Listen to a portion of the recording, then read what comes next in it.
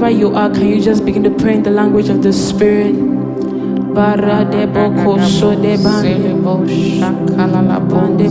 Come on, step from within you, step from within you, take from within and put upon. The Bible says if that same Spirit that rose Jesus from the dead dwells inside of you, it will quicken your mortal bodies. Can you just stir yourself in the Spirit?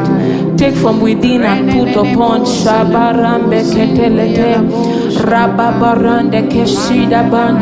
Unto you all glory be, O God.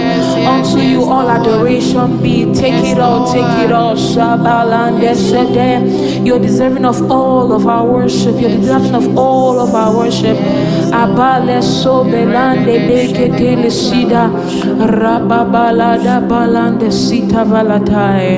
Thank you, Jesus.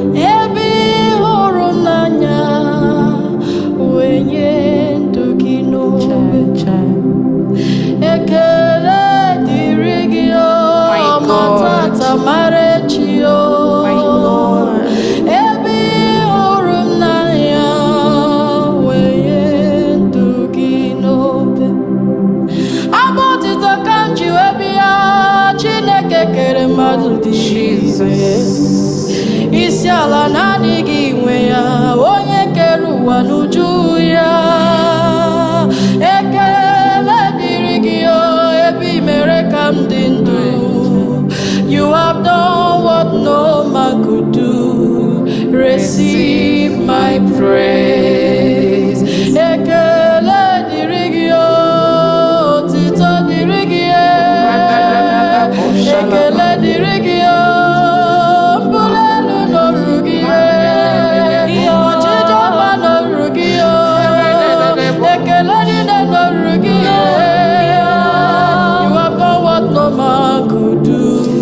Receive my praise.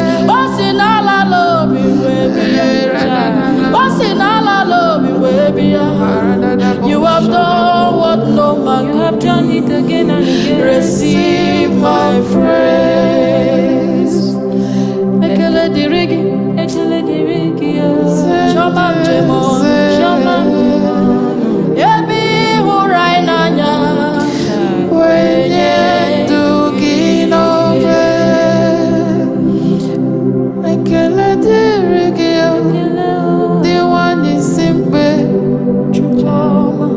Otito dirigi, akanku nechendwai. Mama dirigi, otokwa katakai.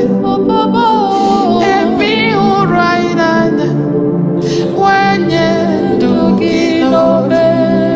I see each dirigi, odume bojuda.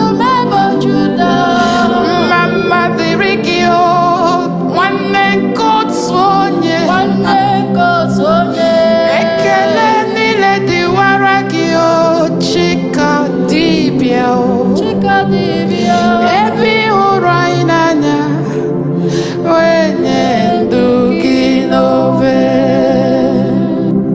Narekele narotutomo. Yes. Narekele narotutomo. Ekele juronum Chineke keligwe. Ekele juronum ha idebube. Narekele narotutomo na. Narekele narotutomo. Oh, ekele juronum Chineke keligwe. Ekele juronum idebube.